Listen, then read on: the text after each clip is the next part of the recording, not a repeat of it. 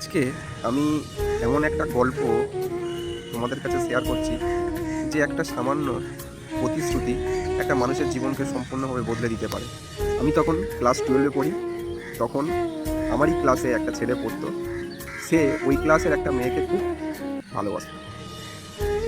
সে সারাক্ষণ তার পিছনে পড়ে থাকতো, কিন্তু কখনো তার সামনে গিয়ে বলার তার সাহস হয়নি।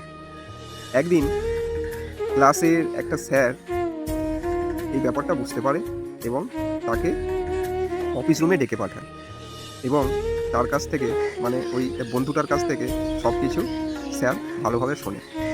শোনার পর স্যার তাকে একটা জিনিস ভালোভাবে বুঝিয়েছিল যে তুই যার পিছনে এত দৌড়াচ্ছিস তার রোল এক, সে অনেক ভালো ফ্যামিলি সে বিলং করে, সে তোকে কেন পাত্তা দেবে?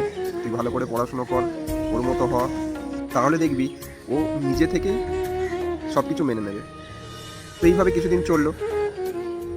ও ধীরে ধীরে পড়ার প্রতি আগ্রহ বাড়াতে লাগলো।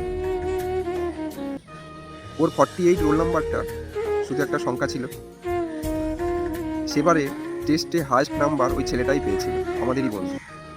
তারপর উচ্চ মাধ্যমিকে 430 পেয়ে ও স্কুলের মধ্যে হায়েস্ট নাম্বার পেল। তারপর ইঞ্জিনিয়ারিং পরীক্ষা দিল, দেওয়ার পর যাদবপুর ইউনিভার্সিটি থেকে ইঞ্জিনিয়ারিং কমপ্লিট করে ভালো একটা জায়গায় চাকরি পেল। কিন্তু আমি জানি না তার সাথে ওর শেষ পর্যন্ত দেখা সাক্ষাৎ হয়েছিল কি, মানে মেয়েটার সাথে।